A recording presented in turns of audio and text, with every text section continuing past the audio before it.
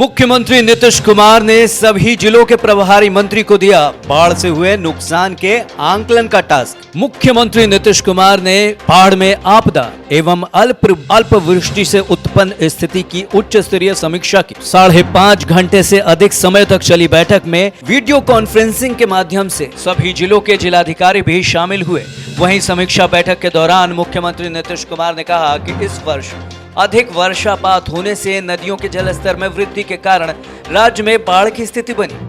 हमने हवाई सर्वेक्षण कर राज्यों के सभी बाढ़ प्रभावित क्षेत्रों का जायजा लिया। साथ ही प्रभावित जिलों के जिलाधिकारियों को भी हवाई सर्वे करने का निर्देश दिया गया। अपने जिलों के पूरे क्षेत्र को ठीक से देख प्रभावित लोगों के बीच राहत एवं बचाव कार्य कर उन्हें हर संभव मदद मुहैया कराया गया। हमने राहत शिविरों में जाकर बाढ़ पीड़ितों के लिए चलाए जा रहे राहत कार्य एवं वहां की व्यवस्थाओं की भी जानकारी ली और अधिकारियों को भी सभी प्रभावित लोगों को हर संभव सहायता उपलब्ध कराने का निर्देश दिया। सभी जिलाधिकारियों को भी मौसम पूर्वानुमान के आधार पर आगे की स्थिति के लिए सचेत रहने को भी कहा गया और साथ ही समस्याओं को देखते हुए पूरी तैयारी रखने को कहा गया।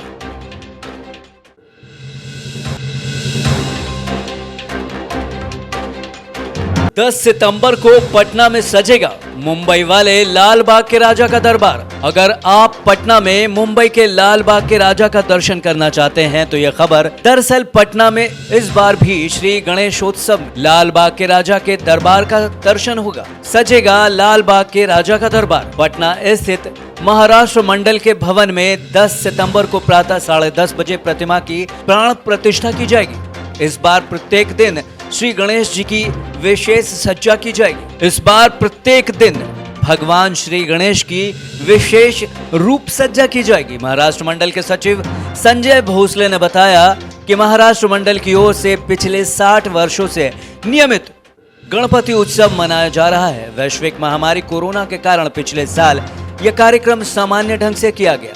इस वर्ष भी कोरोना गाइडलाइन को ध्यान में रखते हुए पूजनोत्सव की पूरी व्यवस्था की गई है।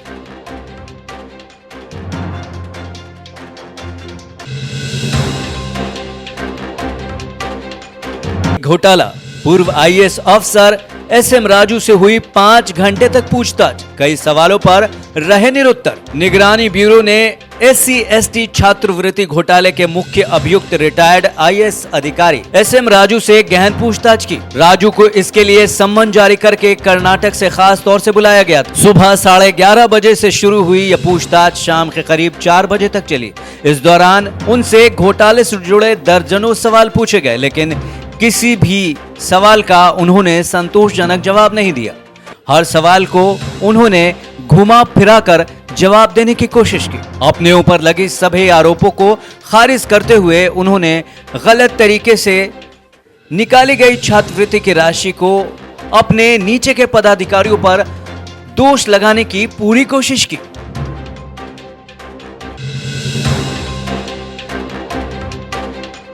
दो अलग अलग अकाउंट में विभाजित होंगे भविष्य निधि के खाते। मार्च 2021 तक कंट्रीब्यूशन पर नहीं लगेगा टैक्स। केंद्र सरकार ने नए आयकर नियमों को अधिसूचित किया है, जिसके तहत मौजूदा भविष्य निधि खातों को 2 अलग अलग अकाउंट में विभाजित किया जाएगा। केंद्रीय प्रत्यक्ष कर बोर्ड ने इस संबंध में अधिसूचना जारी कर दी है।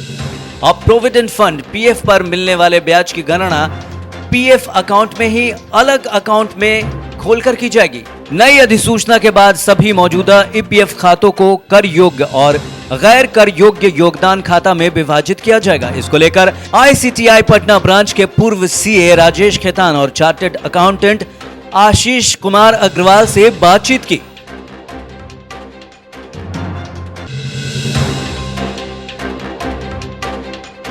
पटना के लिए 4 सिटी को कोऑर्डिनेटर नियुक्त कर एक कमरे में 12 से ज्यादा अभ्यर्थी नहीं बैठेंगे। सुरक्षा व्यवस्था बेहतर हो और परीक्षा व्यवस्थित आयोजित कराने को लेकर NTA ने राज्य सरकार में 4 सिटी कोऑर्डिनेटर नियुक्त किए हैं। केंद्रीय विद्यालय खगौल व केंद्रीय विद्यालय दानापुर के प्राचार्य के साथ साथ 2 निजी स्कूलों को प्राचार्य के NTA ने टी कोऑर्डिनेटर नियुक्त किया है। पूरे देश में 202 शहरों के 3862 केंद्रों पर 12 सितंबर को नीट का आयोजन होना है। वहीं राज्य में इस बार नीट के करीब 60,000 से अधिक अभ्यर्थी इस परीक्षा में शामिल होंगे।